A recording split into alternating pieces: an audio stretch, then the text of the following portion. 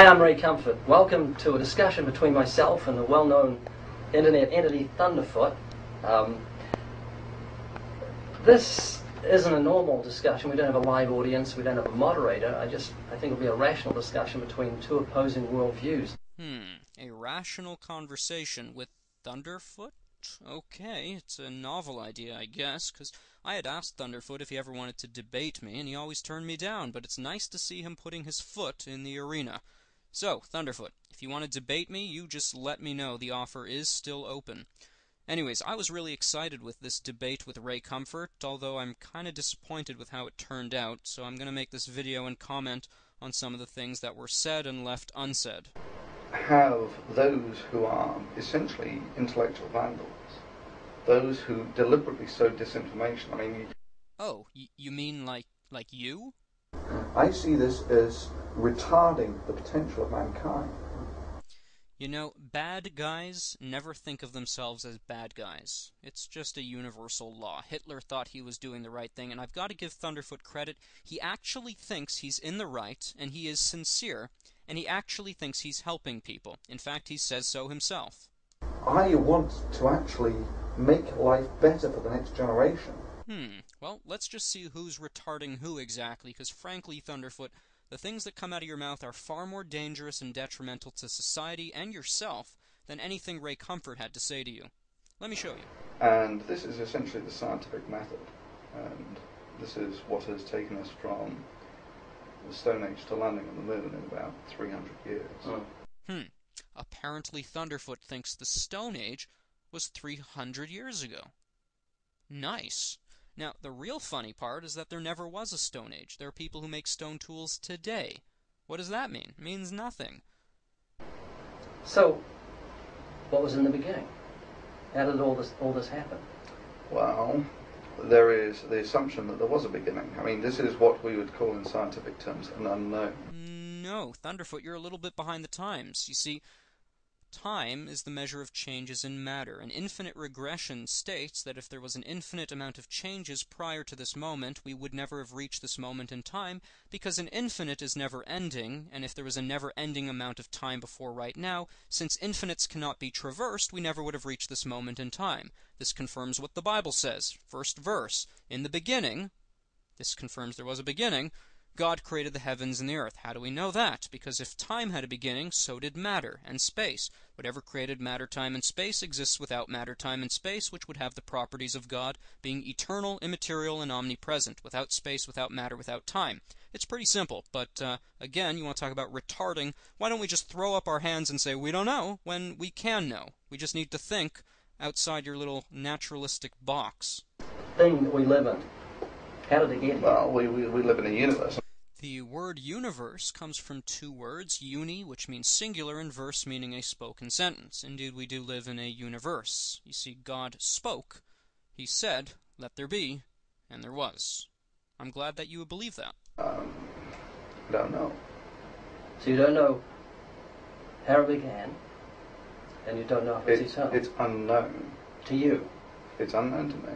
Well, yes, it's an unknown to you, which means you're not an authority on the issue.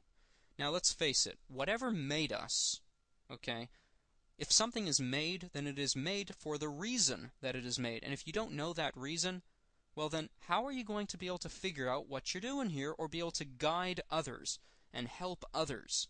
Because frankly, you don't know the meaning of life. And I'm going to illustrate that using your own words. Question. Do you believe that the universe is simply as we perceive it?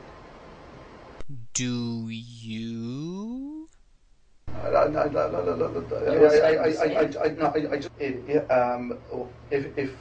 have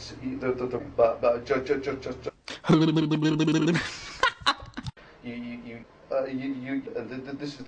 Okay, listen. I don't want to make fun of the guy. Thunderfoot, if you're watching this, I'm sure you're a nice guy and a well-meaning guy. Here's my problem. Your entire shtick here on YouTube, ever since you've gotten here, is to make fun and ridicule people like me.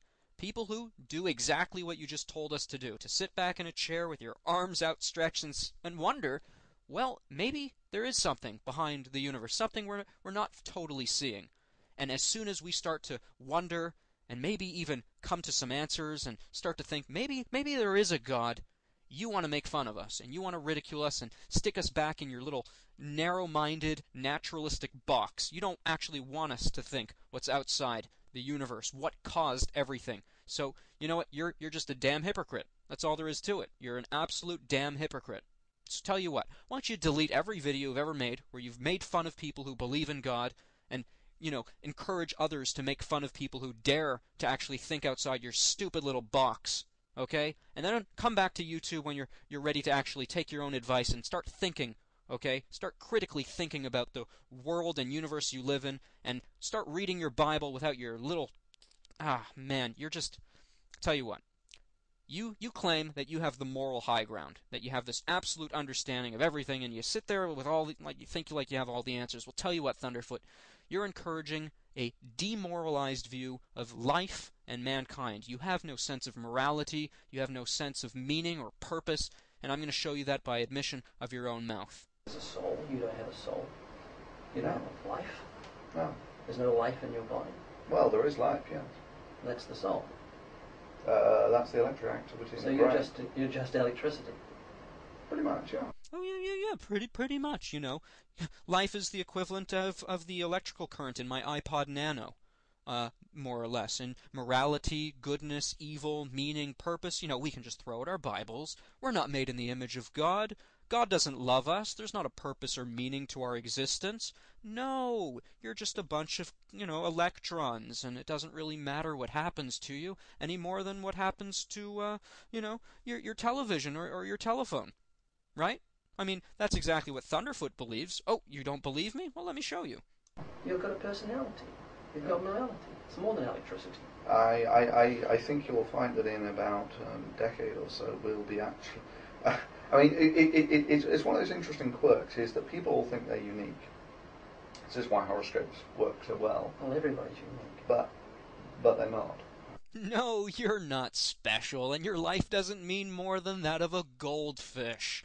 Oh, you don't believe me? Well, let's look to what Thunderfoot has to say. That's what we were discussing. Well, where does morality come from? Here's another question for you. If your favourite dog is dying and your rotten neighbour is drowning, they're both drowning, you can only save one of them, who would you save? Your rotten neighbour or your favourite dog? Well, do you mind if we backpedal? I mean, I'm happy to come. In my case, it would be the dog. I mean, it's right. And I'll briefly explain why. Okay, we'll come back to that. I want to backpedal a bit. Okay. But the reason is that essentially biological. That you get, especially if you live with a dog, they're pack animals, they're very devoted, and you feel the need to reciprocate. Whereas the enemy is someone who you are sort of biologically choose not to feel sympathy for. So you just let your neighbour drown and save the dog? What would you do? I'd save the neighbour. Yeah. Well, let's put it another way. There are 6 billion more where they came from. Yeah, he's not laughing because that's funny. He's laughing because you're insane. You're clearly not right. He knows you're not right. You know you're not right. Everyone watching this video knows you're not right. But you have to hold to that position to make yourself comfortable because, let's face it, you're hiding from God, you're hiding from the truth, you know you're going to die one day and give an account, and you really don't like that idea. And a lot of your audience doesn't like that idea. So they look to you as a hero because, you make fun of creationists so very well that they feel comfortable in their little deluded, arrogant, ignorant little naturalistic box, and they refuse to even, consider that you're wrong. And you are wrong. You're very wrong. You're more wrong than anyone else on YouTube. In fact, you're so wrong that you are currently on your way to hell, along with all the people you've deceived. So, you want my advice, Thunderfoot? If ever I've given you advice, and if ever you've considered taking it, delete every video you've ever made, apologize, both to God and to your audience, and just spend some time in some deep thought and soul-searching. Now, if you have some questions about the Bible, I'd be very happy to talk to you about it. I watched your little debate. I watched the whole thing. I made lots of notes. This is only a very short video.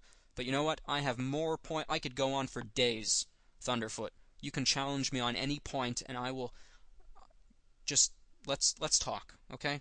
Let's talk.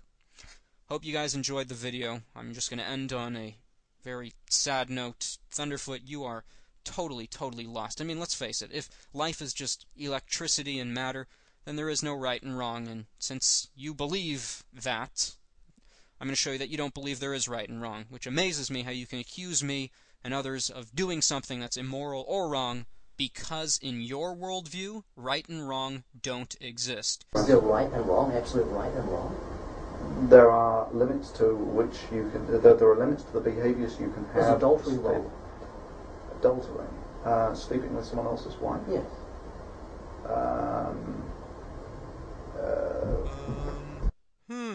I don't know. Look how confused he looks. Of course it's wrong. Of course it's wrong. He doesn't know the value of life. He doesn't know right from wrong. He doesn't know where we come from. He doesn't know anything.